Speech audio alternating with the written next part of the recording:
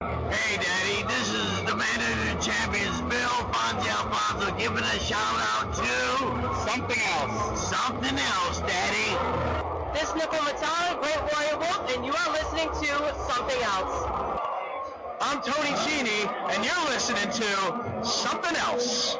Hey everybody, it's Rich Palladino, the voice of New England, and you are listening to Something Else with Aria.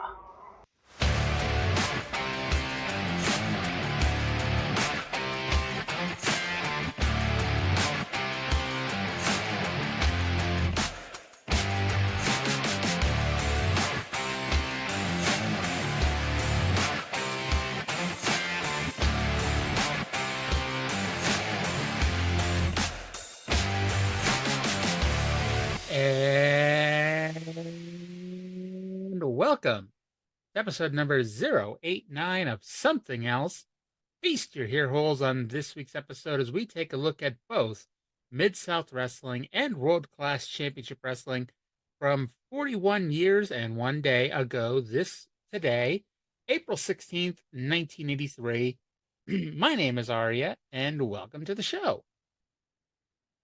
So, we are in the spring, both in real life and back in 1983. In fact, we're a month into the spring. Just finally, the weather's started to break here in southern New England. Don't know how it is for the rest of y'all, but I can tell you, as somebody who was at WrestleMania last weekend, it was fucking cold. Jesus H. Christ. And if you weren't there, and I know apparently, because I didn't rewatch the show yet, but I guess Michael Cole has said a couple times during the show how fucking cold it was. It was really fucking cold. And with that said, the shows were both really fun to be at. I mean, I can't really say a whole lot. The story really isn't that exciting, especially now that it's 2 weeks after the fact by the time you're listening to this. But so that Thursday night, before WrestleMania, I worked until 7:30, whatever fucking time I worked till on Thursdays. And then I was a part of the Angry Marks podcast radio, doing a preview of WrestleMania and talking about the wrestling news of the day at the time. Went to sleep around 10:30, 11, woke up at 4 a.m., jumped in my car, drove by the time I actually left my house was 5 a.m. So I drove 6 hours straight to Center Philadelphia for WrestleMania. I drove and stood in line to meet Sting. And if you follow me on social media, you'll have seen those photos of me and the Stinger. And it was a fucking 90-minute line, give or take, to meet Sting. And I'd have to say, there had to have been at least 300 people ahead of me. And by the time, we got to the end, it was probably good 100, 150 people behind me. This line was insane. And met the Boogeyman, went to the Ring of Honor show that night. And outside of how awful it is to drive in Philadelphia, okay, I just want to get this out of the way. I live in Massachusetts. There's a lot of fucking complaints you could give about this state. We are not so affectionately referred to as Taxachusetts. We toll the shit out of you, and we expect to get paid for those tolls. Boston, it sucks to drive through. But I'll be honest, it's on my worst day. Boston is so easy to fucking drive through. Philadelphia sucked. And I don't know, maybe, there probably is, the wider areas of Philly that are easy to get around. But at least when you're trying to get down to where the WrestleCon was and where the WWE World was, that was fucking congested as hell. The pedestrians, legitimately, I didn't have that much of a death wish when I was suicidal. These fucking people, the fact that they're not being run over on a hourly basis is shocking to me. No one looks for traffic. They just walk out into the middle of the road. And yeah, I get that it's up to cars to slow down and stop. Motherfucker, it works both ways here. You gotta fucking play the game here. You gotta fucking, at least give off the impression that you're looking to make sure that there's, no traffic coming at you. And yeah, so again, WrestleMania was great. Philadelphia, not so great. So I don't want to bore you with too many details, but I taped the last 4 episodes of something else like the same day or the same weekend, and that was a month ago. So this is the first new something else that's been, recorded, like I said, in a month. And since that time, we've expanded a little bit. And if this is the first time you're listening, first of all, welcome. But secondly, if not, we are available on a bajillion platforms. And by bajillion, I mean like 7. We have an RSS feed. But specifically, we are back streaming on all your favorite streaming platforms: Apple Podcast, Spotify, Amazon Music, Pandora, iHeartRadio, Deezer, whatever the hell that is, and of course, tinyurl.com/something else YouTube. Every episode for free. Check it out and enjoy. So, moving on here, let's dive into some old school wrestling. And we're going to start with Mid-South Wrestling. And of course, it's Mid-South Wrestling from April 16th, 1983, from the Irish McNeil Boys Club in Shreveport, Louisiana. So before I begin, I alluded to this a few weeks ago when they did the Jim Duggan Matt Bourne angle. Matt Bourne is gone. He's out of the territory. There is a famous story that if you watch Dark Side of the Ring, you've probably heard. If not, basically what happened was Matt Bourne was allegedly slapping around his girlfriend in a bar. Jim Duggan broke it up, and that led to a series of backstage fights that Duggan got the best of, and Bourne was shown the door. From here, Bourne spent some time in Georgia before returning to Portland. And that's it for Matt Bourne. It was 6 months, and to be honest, there's a reason why, in addition to the fact that Duggan won the fights, there's a reason why Bourne was the one shown the door instead of Duggan. Because at the end of the day, Bourne really was the third wheel in this. If you watch DiBiase, he was the unquestioned leader. Duggan was the up-and-coming star that, you can see breaking out. And Bourne, I don't want to say his role could be taken by anybody, but in this situation, Bourne's role could be taken by anybody. And as a matter of fact, we're going to get into that here. Because we're going to go to the intro here. It's a little bit longer than usual. It's about 4.5 minutes. But it's going to build up today's main event and take a story that we've been watching unfold. It has accelerated it. So let's go to Boyd Pierce and today's guest host, Cowboy Bill Watts. As soon as this decides to play for me. I'm your host, Boyd Pierce, and we have a lot of exciting action coming your way. It'll be Wild Bill Irvin in the ring against the inevitable Junkyard Dog. Kelly Kiniski takes on King Kong Bundy. Hacksaw Butch Reed is here. And just before we went on the air, a consultation between Mid-South officials, a big surprise bout to tell. Bill, why don't you tell them about it? Boyd, I'll tell you, I think everybody was shocked. And the man that's generally at the bottom of the surprise is the General Skandor Akbar, and he's offered $25,000 in the winner-take-all match for the Mid-South Tag Team titles, and he's got a new team. I thought it would be Kamala and the Ninja, but it's not that team. But let's listen to this pre-conference interview with Reeser Bowden. Pay very close attention to this because it's probably the biggest news you will hear in a long time. Just shortly before taping of our television program, I was called into a news conference by the officials of Mid-South Wrestling and by General Skandor Akbar. This is a history-making news conference, believe me. As you well know, General Skandor Akbar is definitely a man of means, and price is no object when it comes to getting what he wants. Now, he has offered the largest amount of money ever in wrestling history to obtain a Mid-South Tag Team title match. $25,000 has been offered for this title match with one stipulation. And that is that he does not have to reveal who his team would be. Of course, I'm sure that there's a lot of speculation among the fans right now, as there was with me. I figured that surely General Skandor Akbar's team would probably consist of people like Kamala and possibly the Black Ninja. Of course, $25,000 is an astronomical amount of money for one match, winner take all. Unheard of in the annals of all of professional wrestling.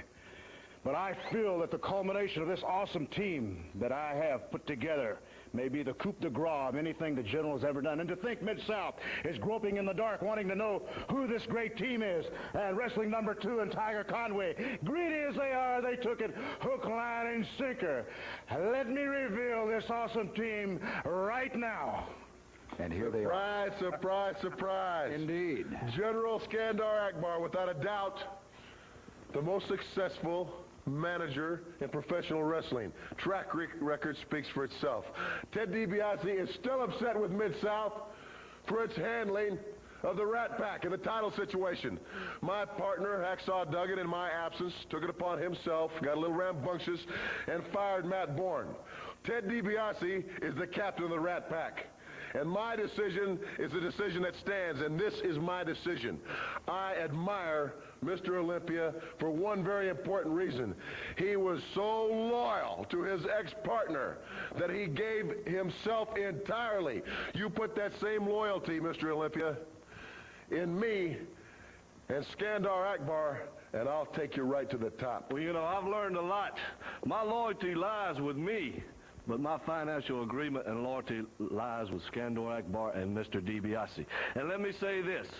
The junkyard dog, everybody saw on tape that he was lying there, unconscious. I beat him. I had him beat. And in a board meeting, they had, they took it upon themselves to hold the belt up and stop payment on my check, my money. Well, it's not over. Wrestling 2, you're number 1 on the list. Dog, you're on that list. I was loyal to a lot of people. I'm a man of my word. When I say something, I do it. I had to leave town for 60 long days. That's a lot of money out of my pocket. But it all happened when Wrestling 2 came in here, and they just kind of shoved Mr. Olympia aside. Well, DiBiase... They might have stopped payment on your check. Let's stop this team. Well, there you have it, Mr. Olympia and Ted DiBiase. The contract has been signed. General Skandor Akbar did pull off a slick one. There's no question about that. $25,000 worth, and the Mid-South Tag Team titles will be on the line. How about a surprise like that?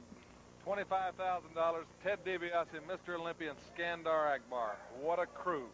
We'll see the reaction of Tiger Conway Jr. and Mr. Wrestling 2, the Mid-South Tag Champions, a little bit later, but let's go to the ring. Reeser Bowden with our first bout. Okay. So... they've mentioned some of the matches. It's going to be Bill Irwin and the Junkyard Dog. It's going to be Kelly Kiniski versus King Kong Bundy. But let's be honest, that's not the big news here. So the big news, as you just heard, so General Skandor Akbar has put up $25,000. He requested a tag team title match, and he's putting up $25,000 of his own money, which is the largest amount for a single match in pro wrestling history up to 1984. And he is doing this just to get a tag title match with the one stipulation, being that he does not have to reveal who his team is before the match is agreed to. And so, in theory, Mid-South agreed to it. In theory, Mr. Wrestling 2 and Tiger Conway Jr. agreed to it. And everyone kind of assumed that it would be Kamala and the Black Ninja, Kendo Nagasaki, we've seen in tag team action. But it's not. In walks the Rat Pack's Ted DiBiase. In walks former rival of the Rat Pack, current associate of Skandor Akbar, Mr. Olympia. And they have formed a team. DiBiase says that he's the captain of the Rat Pack. And while, Jim Duggan made the decision to kick Matt Bourne out of the Rat Pack, he's making the decision now as the captain to team with Mr. Olympia. He says he admires Olympia's loyalty. Olympia says he stands by DiBiase and Akbar and mentions that he won the title fair and square. But a board meeting had the title and the check that came with the tournament victor taken away, which is put up in the Superdome match, which is coming up, which I'm sure it's going to be talked about in a couple weeks on this very program. And yeah, so, and he mentioned at the end of the day, he got pushed away when Mr. Wrestling 2 was brought into the company. And they bring up the facts that we've talked about on this show. Junkyard Dog lost the Loser Leaves Town match, and he came back the next week under a mask as Stagger Lee. Everybody knew it was him, and everyone just kind of winked and nudged at it and let it go. Mr. Olympia then lost a similar match, and Mr. Olympia, being a man of his word, left. He did not stick around. He left and did whatever the hell he did for those 60 days. And no one, and everyone continued to support Junkyard Dog, even though he was blatantly lying to everybody. And, Olympia's popularity waned a bit. He got pushed away by Mr. Wrestling 2. And that's where we are right now. And then the one thing that was kind of mentioned in passing, but not really brought up, what does Jim Duggan think about this? Because if you remember, a few months ago at this point, Akbar sent Kamala into the ring to assist a Rat Pack beatdown, and Duggan wasn't happy about it because he doesn't like Akbar. He doesn't like the oil interest Akbar belongs to. He doesn't like the fact that he associated with the Iron Sheik of Iran, and he made sure to ask at one point, "Hey, are you guys you guys aren't having anything to do with that Akbar?" And they're like, "No, nothing at all." And obviously DiBiase does have something to do with Akbar. And so we're going to see, what does Jim Duggan say? What does Jim Duggan think about this? From here, we go to the ring with our first match. It is King Kong Bundy versus Kelly Kiniski. If you're a fan of watching Kelly Kiniski get his ass kicked, this is the match for you. Bundy gave him 0 offense and won with the avalanche in the corner and a big splash. And of course, he also demanded the 5 count instead of the 3 count. Which I always have to ask, when he starts wrestling the big names, is he going to demand a 5 count? And if he gets a 3 count first, and he demands the 5 count, and the opponent kicks out at, say, 4.5, what happens then? I guess we'll have to wait and see if that plays out. Junkyard Dog versus Wild Bill Irwin was next. Irwin, as we've talked about during our World Class reviews, he's gone from the openers in Dallas, where the fans call him Chauncey, to a main event in Shreveport. Well, kind of. Irwin had his whip, but Dog had his giant, big-ass chain. Dog got a rear chin lock on for a incredibly long time, relatively speaking, and Irwin got out of it with a jaw jacker. Irwin used what today would be called a brogue kick. Hey, flashback to 2024, Amos just returned with his Too Many Limes theme. But after Irwin hits the brogue kick, Dog bounces off the ropes, hit a clothesline, and won with the thumb. So back from commercial, this is going to send it to Reeser for an interview with Mr. Wrestling 2 and Tiger Conway Jr.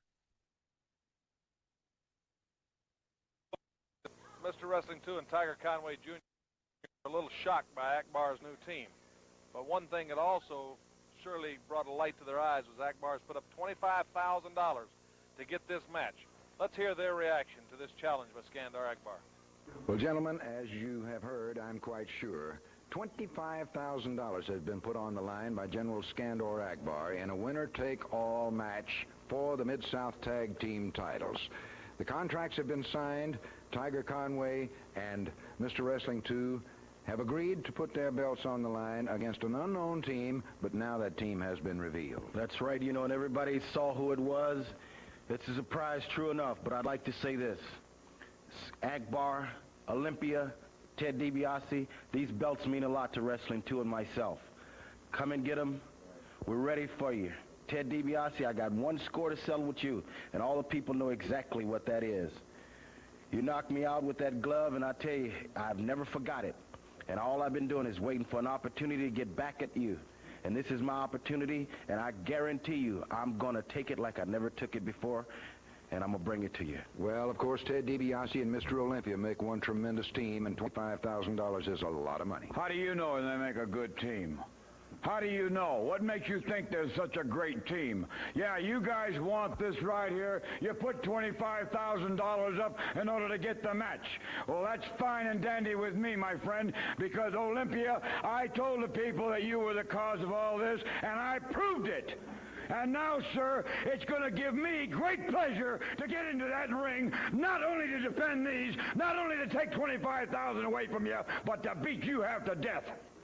We'll have that battle for the Mid-South Tag Team titles against $25,000. But first, let's go to Reeser Bowden and this next match. Okay.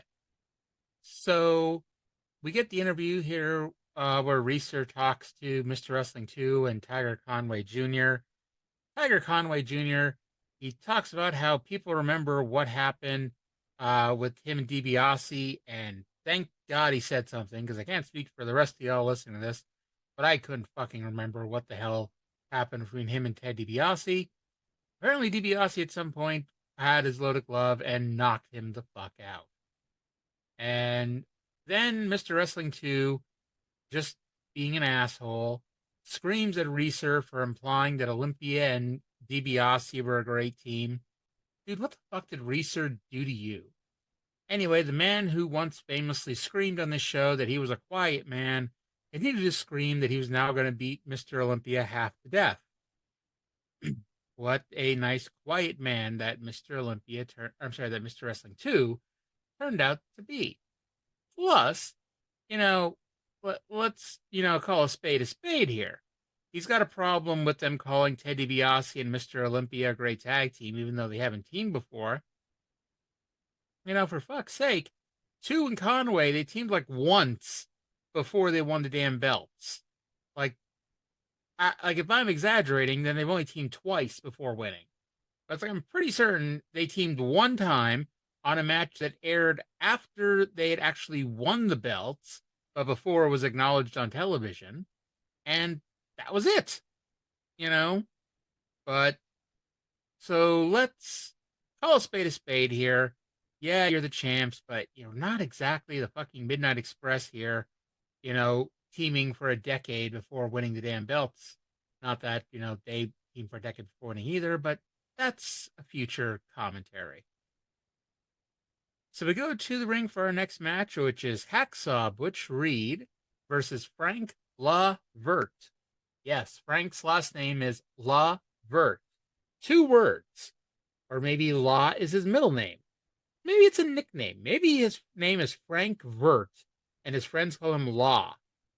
Well, I guess that's not the case, because this is Mid-South, and if it was a nickname, they would do the quotation marks. So I'm going to go with the middle name. It's Frank Vert with the middle name La. At this point, they actually mentioned Duggan for the first time on the show, but it's not about what's going on. It's about how Reed and Duggan are fighting over who the real Hacksaw is.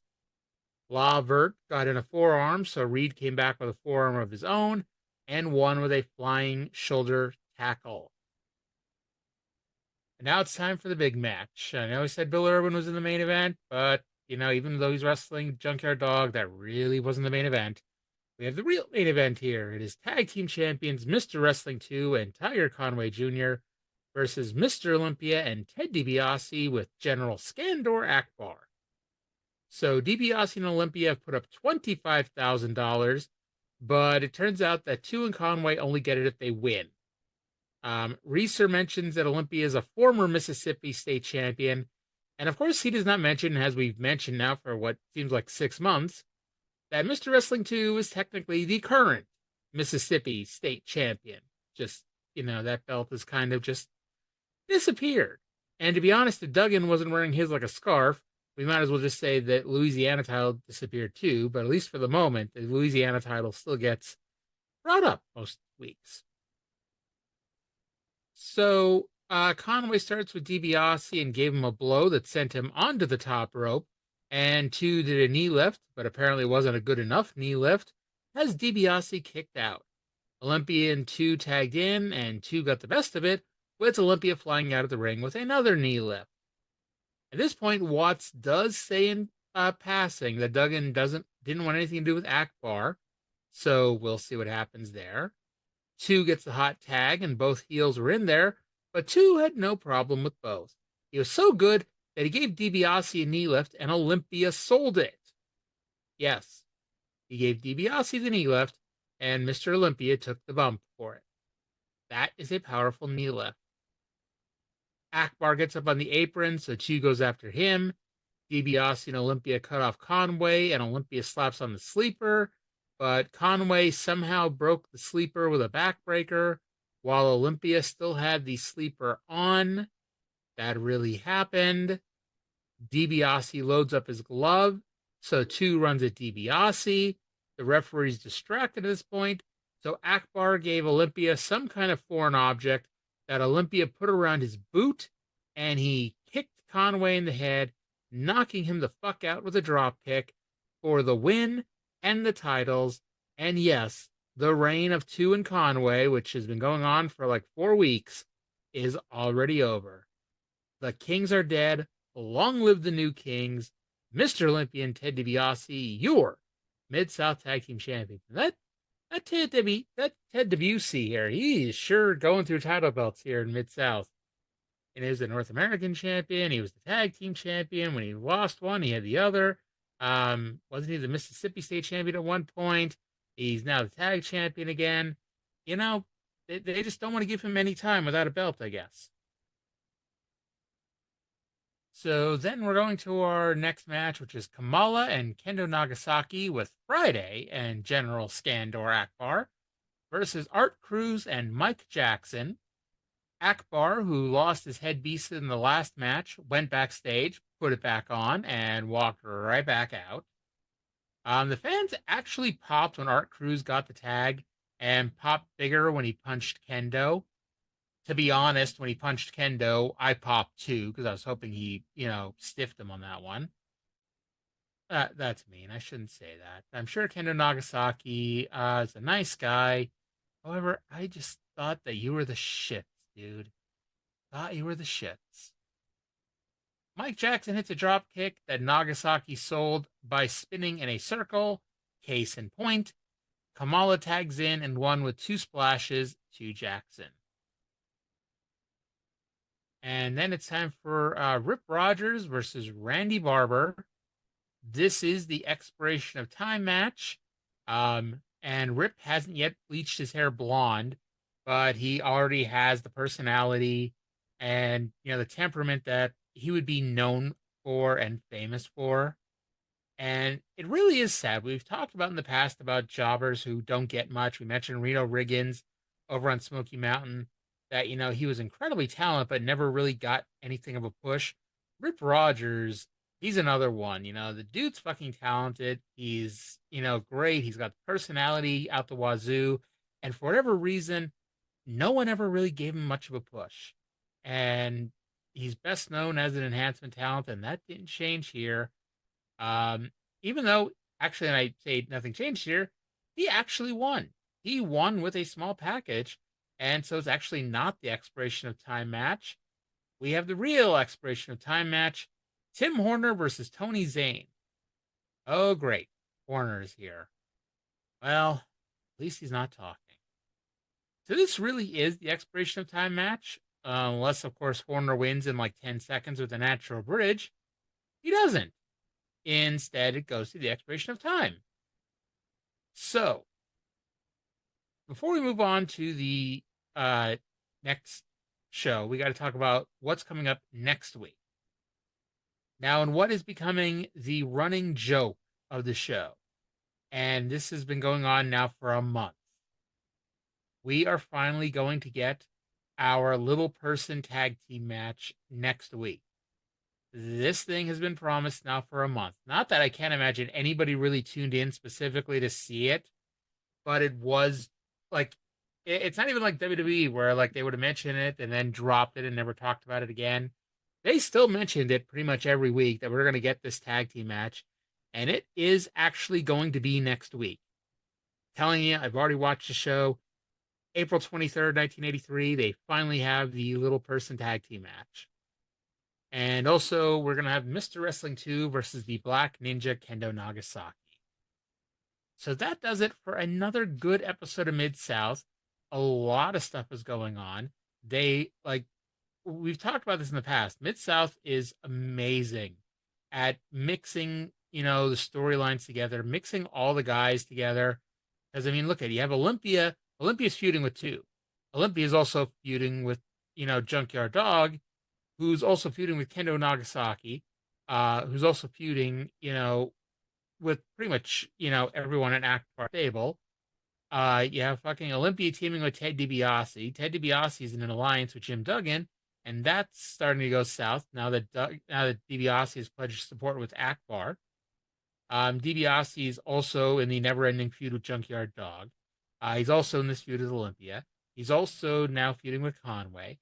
And they just do a fantastic job of mixing and meshing everybody together. So even though everyone has their own storyline, they all kind of wrap around together.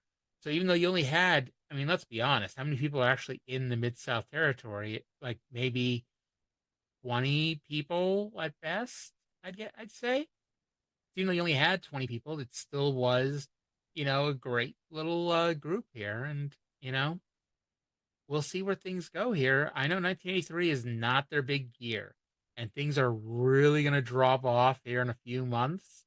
But they really pick up at the end of 83 and especially 84, where Mid-South was, arguably the best company. Actually, the best company from like 84 to 86, which only means so much since, they ended up having to be bought out in 87. But, it's going to get bad. I promise you. But I also promise you that it's going to get a lot better after it gets bad. So let's go over here, a state over to Dallas, Texas, to World Class Championship Wrestling, also April 16th, 1983, from the State Fair Coliseum in Dallas, Texas. So again, we're not at the Sportatorium, we're at the State Fair Coliseum. Let's go to the intro now with Bill Mercer and David Von Erich, who are going to talk about this week's show. It'd be good if I pressed on the unmute button. The State Fair Coliseum in Dallas, Texas. I'm Bill Mercer, and with me, David Von Erich. Well, it seems like controversy just swirls around you guys. Starting last week with Kevin and Ric Flair, and now you're into it with Garvin. Let's go back to the Flair thing real quick. Well, go back to the Flair thing real quick, because it all started out, Flair did toss Kev over the top rope, and if the referee would have seen it, it would have been disqualification right off. The referee did miss it, but he did just so happen to see Kev throwing Flair over the top, so they disqualified Kev, which I think Kev got the raw end of the stick. But the Von Erichs will prevail. They will come out on top. It might not have been last week, but one of these days real soon, it might be Kerry, it might be Kev, and let's don't forget, David's climbing that ladder too, and one of these days I'm going to get a shot at Ric Flair. And now you've got the challenge of Garvin, and that one was quite spectacular too. Tonight, though, you got Terry Gordy, and this is to put the handcuff on, huh? Yeah, that's a little bit of padding I put on my wrist because that handcuff is, is all that metal, and I want to make sure I don't break anything, so it's pretty solid there. But, the main thing I want to say is, Sunshine, you got in my way, darling. I told you not to. I told you if you did, I was going to bend you over and spank you like your daddy needed to do, and that's what I did. And we'll be back with the Mongol right after this. Okay. So, David, in case you didn't listen last week, Kevin Von Erich got a shot at Ric Flair in the world title, and they did the Dusty finish. Flair had tossed Kevin over the top rope, but the referee was knocked down. And so then Kevin tossed Flair over the top rope, actually on the side where the referee was now, getting to his feet. And the referee saw that, and even though a replacement referee went in, counted to 3, declared David Von Erich the new world champion, it ended up being a disqualification to the shock of approximately nobody.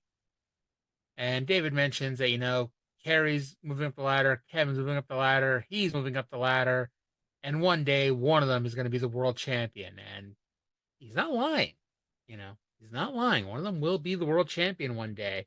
That's actually, shit, is that in the year? Yeah, that's pretty much a year from now, which is both joyous and sad for the obvious reasons that come with that one. So David's wearing a brace on his arm, and somehow handcuffs are going to be a part of the match between David and Terry Gordy. Okay. And then he talked about spanking Sunshine. And that, so ultimately we find out that later on this tonight, it's going to be David Von Erich versus Terry Gordy in a handcuff match. From here, we go to the ring for our opening match. It is the Mongol with King Kong Bundy versus Mike Bond. Ring announcer Mark Lawrence announced that the Mongol was from points unknown as opposed to parts unknown. And, we've mentioned this before in Mid-South, and, it's funny because if you watch a lot of wrestling, this is actually similar across the board. But managers and seconds typically sit in a chair at ringside. And, we've seen it in Mid-South all the time with Akbar sitting at a ringside. But it never really came to me as hilarious until watching this match with the Mongol versus Mike Bond, where King Kong Bundy, in his wrestling tights, and if you've never seen King Kong Bundy, it's a 2-strap singlet that's cut down the front like a giant U, and it ends at his, waist level.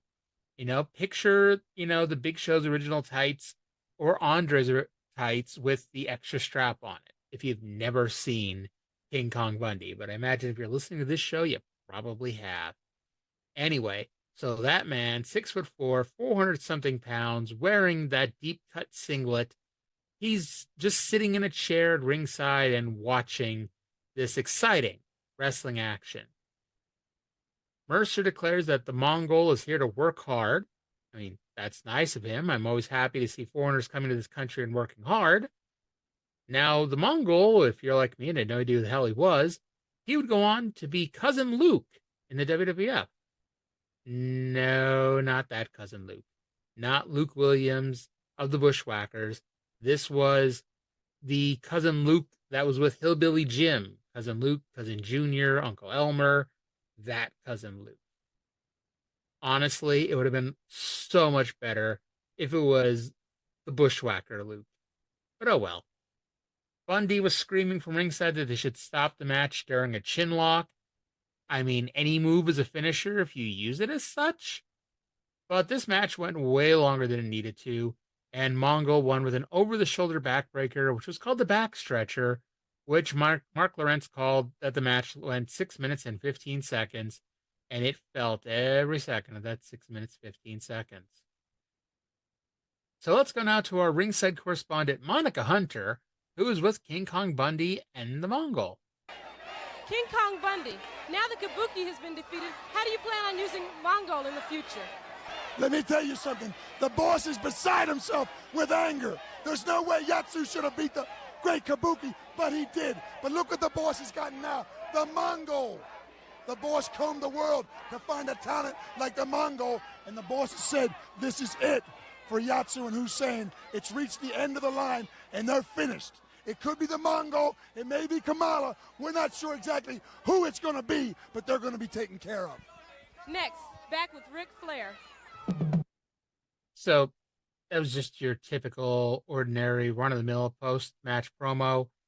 And it was kind of funny because, it was so deliberately vague because, they didn't know where to go next here with this. And it was just, oh yeah, we're going to be taking out somebody. And we don't know who it's going to be yet. But we're going to take out somebody. And Arman Hussein, damn that Arman Hussein, he's going to get what's coming to him. Blah, blah, blah, blah. By the way, no word on how Akbar's negotiations with OPEC are going now that, Kabuki lost to Toyotsu. From here, Mercer recaps the Ric Flair David Von Erich or Kevin Von Erich match that we talked about earlier and talked about last week. And we go backstage for a post-match interview with Ric Flair. And this, it's not just Ric Flair because we get David Manning, the referee, and Bronco Lubick sticking their nose into this as well. Well, let's go to that now. career. You didn't throw him over the top rope. I did not throw him over the top rope. Let's watch Kevin Von Erich then in his dive. His dive. Let's show the part where he...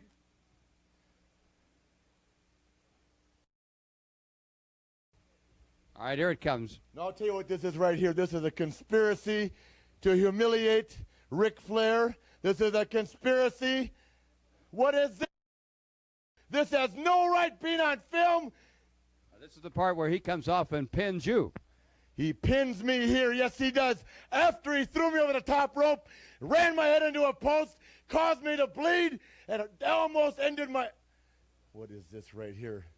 That's two. This is the most humiliating thing that I've ever seen on any national television broadcast anywhere in the world. Nobody believes that. Nobody knows that to be true. He threw me over the top rope. He ran my head in the post. And let me tell you something, Von Erich. You and your old two brothers have not heard the last of Ric Flair, because I'll be back, and when I am, this time I'm going to have a little something going for me. Ric Flair, the World Heavyweight Champion. Stepping over here to our right, David Manning and Bronco Lubitsch. Now, gentlemen, this, as I said, this was the most unusual match to Ric Flair. Maybe we better start with Bronco Lubitsch. You kind of got it in the back and on the head early in this one. But at that point, right after that, Ric Flair says he didn't, but it appeared to us that he threw Kevin Von Erich over the top rope. Well, here's what happened. When I collided with Kevin, I fell outside on the floor, and I was laying facing up. Manning came to assist me. He picked me up, and I've seen Flair flying over the top rope as Kevin threw him over. Now, that was later now. That was I didn't see the other part. You didn't see the other. You were on the other side of the ring. I was practically knocked out. Anyways, whatever happened afterwards, it's irrelevant. Now, technically, Kevin Von Erich should be the champion. But rules are rules, and I can't help that. I've seen Flair flying over the top rope. That was the end of the match. Anything that happened afterwards was irrelevant. All right, what was your view of this, David? Well, my view is very plain and simple. I went down the ring. I stepped in for Bronco Lubitsch, and which is a bad thing. Let's say you're not the official referee in that circumstance, even. In that circumstance, once I took over, I was the official referee. All right. And rules are rules. They can't be changed. They can't be bent. But no matter what's said, in my opinion, I'll tell you what the rules. Now, just a minute. You're talking to the World Heavyweight Champion. You're not an official during my match tonight. You belong back here. Bronco Lubitsch was the official, true or false? And nobody comes into a match unauthorized, and nobody authorized you to be down there. Nobody authorized you to come on my shoulders in a mat. And I'll tell you right now, I know what's going on in the state of Texas. It's a conspiracy against Ric Flair. I'm the greatest champion alive, and Bronco Lubitsch, I want to shake your hand because you did an excellent job of refereeing that match tonight. No matter what the rules say, no matter how much you can bend them, in my opinion, right now, Kevin Von Erich is the World Heavyweight Champion. No, he made a statement. He said you were in the back. There's a monitor in the back. Did you see Flair throw Kevin over the top rope in the back? No, I didn't. You did not. The people came in. One of the ushers asked me to come to the ring. Bronco was hurt. That's what I did. But you missed in my it. opinion, Kevin Von Erich is the World Heavyweight Thank you, gentlemen. Champion. Thank you, Bronco. Thank you, David Manning. And Ric Flair, the World Champion. Still the World Champion. Can we just say that David Manning is a fucking biased referee? Like, it is not his job to state that he thinks this should be happening or thinks that should be happening. No, he is flat out saying that he thinks Kevin Von Erich should be the world champion. It is not his job to be saying that. It is his job to be a fair, impartial official. And if I was Ric Flair and I was the National Wrestling Alliance, I would make sure that that man was never anywhere near an NWA world title match, and I know ultimately, like, how much does it really matter, right? But still, but a great promo by Flair, covered in blood, if you haven't watched it, he's covered in blood still from his match last week. It's dry, but still, he hasn't washed it off or anything. And, he talks about Kevin breaking the rules. He threw him out of the ring twice. Bronco says that everything after Flair got thrown out was irrelevant. Manning cuts his promo saying that Von Erich should be world champion. Flair walked in, says there's a conspiracy against him in Texas. And, it's proven. There is a conspiracy against him.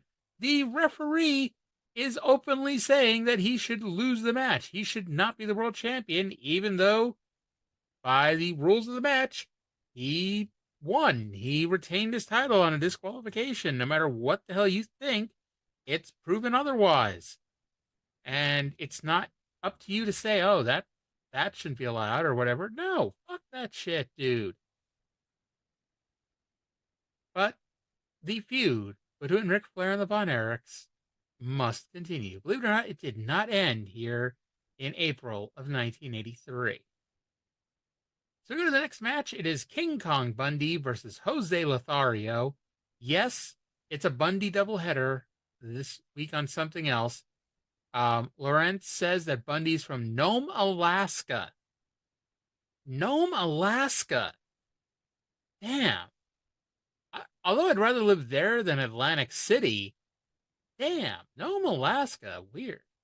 So Lothario gets out of an armbar with a foot stomp. Hey, if it works, it works. Mercer entertains himself during this match by talking about the impending debuts of, and I quote, Chavo Guerrero from Mexico, even though it's Guerrero, and Chris Adams from England. That's how Mercer entertained himself. I entertained myself by looking up Nome, Alaska. Did you know that Nome is not located on the Alaska highway system and can only be reached by plane, water, and some snowmobile or dog sled trails? Legitimately, the fact that there is not a skit of King Kong Bundy traveling via dog sled is a travesty.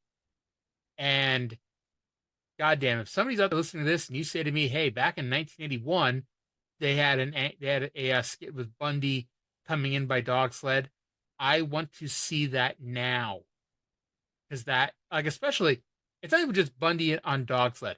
Bundy in his gear on a dog sled. Like, tell me that wouldn't be the greatest visual you could possibly think of. Anyway, Lothario had a leg lock and a toe lock on. Mercer announces that Kerry Von Erich is doing a great job in the aforementioned national tournament in Japan. This is the national tournament that we've brought up before that only 2 Americans have ever been invited to, Terry and Fritz. So Bundy's getting some ring time here in Dallas this week. He hits the avalanche in the corner. He goes for a second one, but Lothario moves out of the way, makes a fiery comeback, and the bell rings because, yes, the 10-minute time limit has expired. King Kong Bundy could not defeat Jose Lothario in 10 minutes. After the match, Bundy wanted more until Lothario accepted the challenge to keep going, and Bundy left the fight another day. All right, so back from commercial. Bill Mercer is going to pitch it to a video with Kamala. A video with Kamala in the woods. And believe it or not, it's not the one you're thinking of. We're not going to have the guy that goes, Kamala, the Ugandan giant. No, this is completely different. This is in the forest near the estate of Mr. Akbar. Let's go to that right now. It takes a little doing to wrestlers of the world like Kamala, but we persevered, and here's what we found. We're here on the beautiful estate of Mr. Akbar, the man. You've met him before, and I thank you, sir, for having us out here.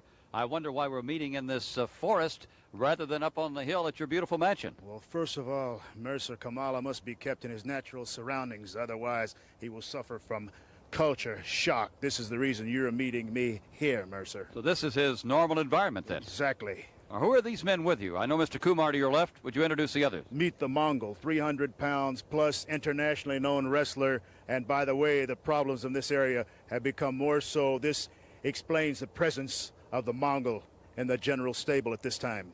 And the man over here with the helmet on? Meet Friday, the caretaker of Kamala. He is with Kamala constantly. He is with him at all times.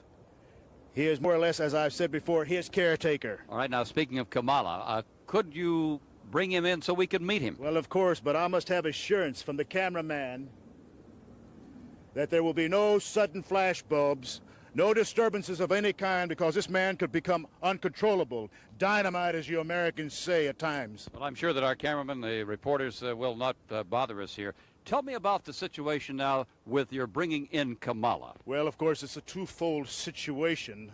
First of all, as you know, Kabuki has been injured by Hussein and that dog Yatsu.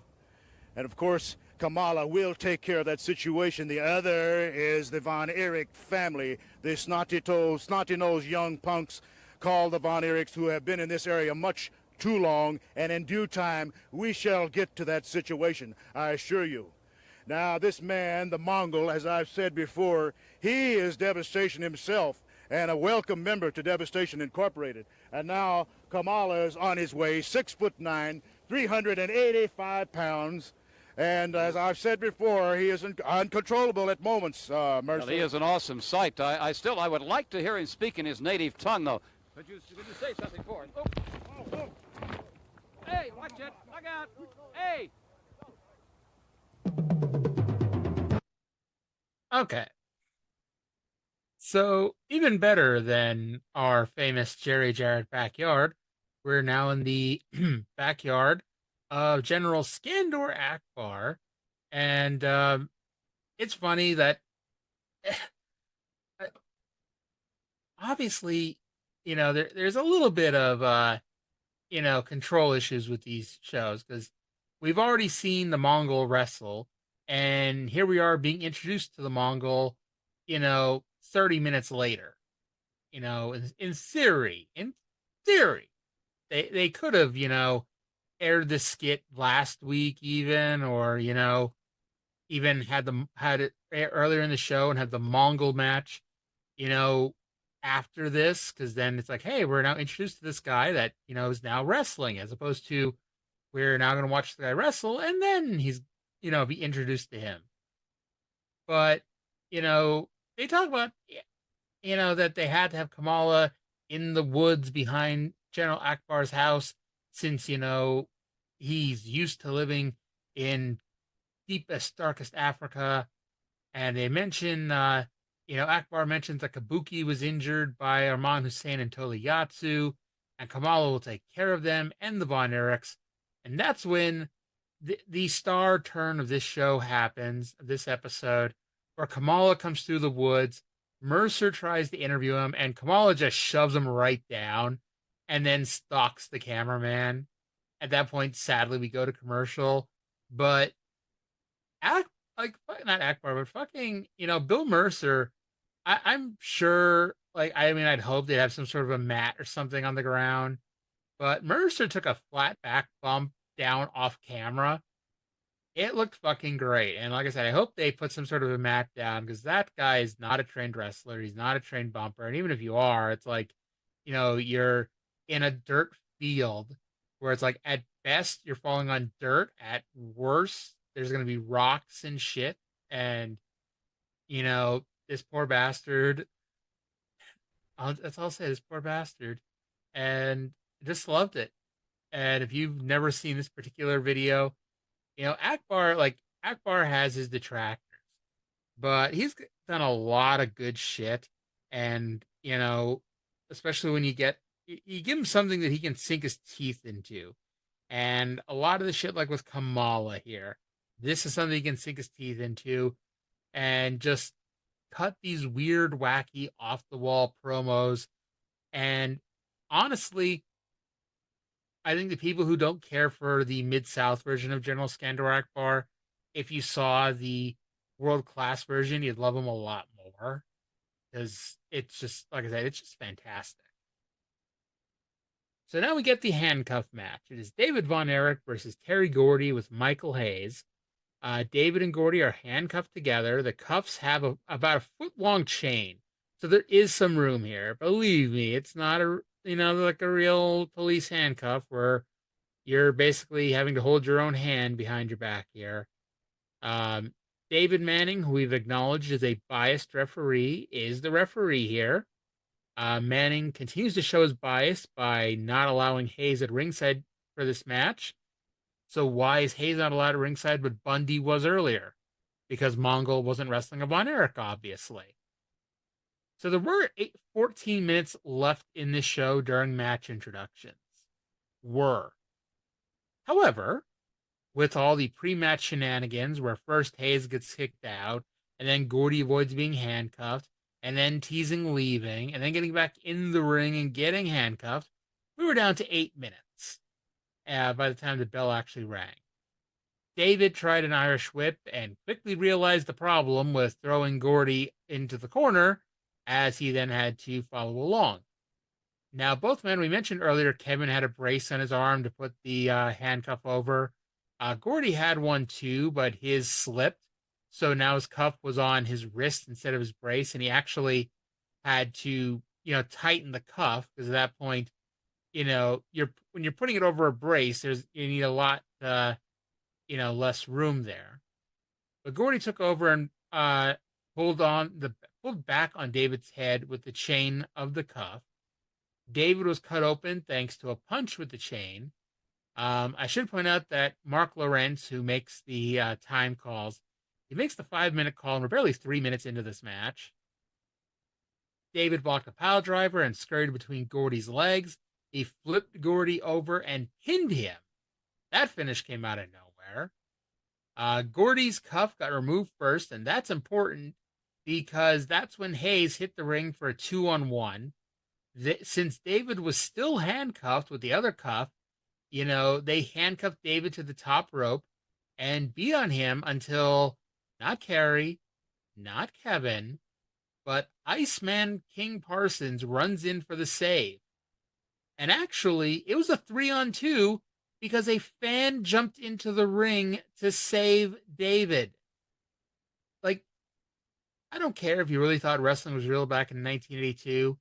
The fact that you were so impassioned by the Von Erichs especially, and you wanted to help them out because you're watching them be double teamed, watching one of them be double teamed, and knowing that apparently Kerry and Kevin aren't around or they'd be running around to save here, you ran into the ring into a 2-on-1 situation to try to help, and that guy got his fucking ass kicked.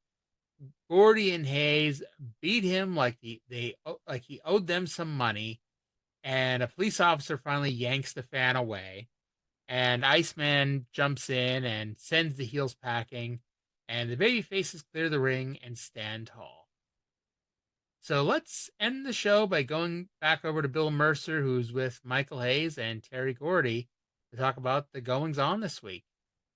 Well, the Fabulous Freebirds, Terry Gordy, Michael Hayes. This was a tough night, Mr. Terry Gordy. That handcuff match was a brutal one. Well, that's right, it was, but I like stuff like that. I like to get in there, and I like to mix it up because I like to be nasty.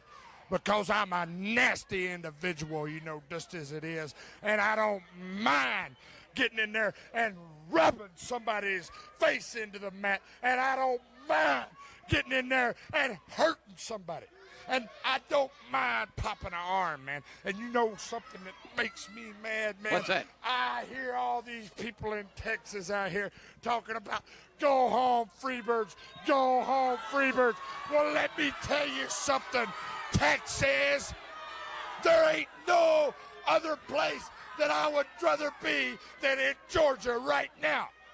But I got business to take care of, and I got money to make, and I got some people that I want to whoop. Well, let me get Michael to give you a final report. We got just microphone.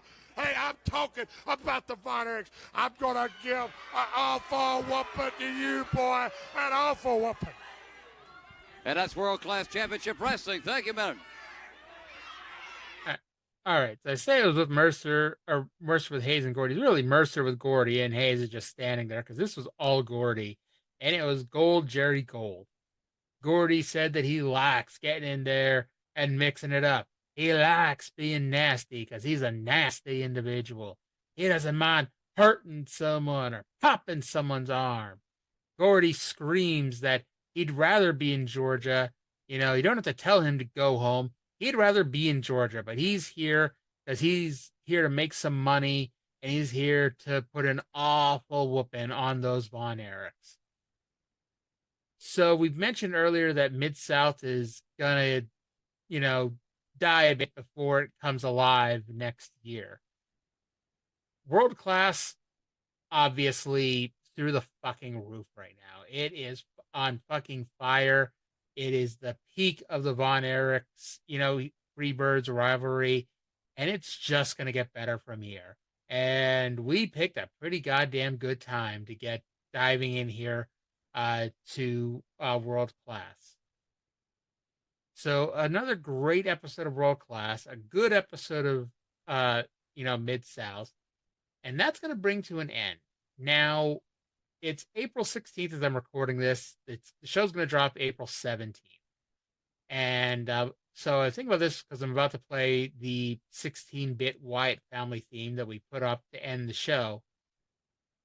I don't know, maybe everyone has kind of come to this conclusion already, or maybe I'm just a brilliant prognosticator here. But it seems pretty obvious to me that WWE is going to form a 3-man Wyatt Family 2.0 stable with the returning Bo Dallas, Braun Strowman coming back from surgery, and Erick Rowan, because it came out this week that Erick Rowan is canceling indie dates due to a new contractual commitment. And, if it was AEW or Impact or even New Japan, like, why the hell would they care, right? But, so I'm just going to say here before we end the show, and I'll send things off with our theme song, I just hope that it's not just a Wyatt Family ripoff. Like, yeah, let it be a tribute to the Wyatts, but let them do their own thing and see where it goes. Fortunately, it's Hunter in charge and not Vince, but at the same time, you kind of wonder where you can go with that. But anyway, I want to thank everybody for listening. We'll talk to you again in 7 days.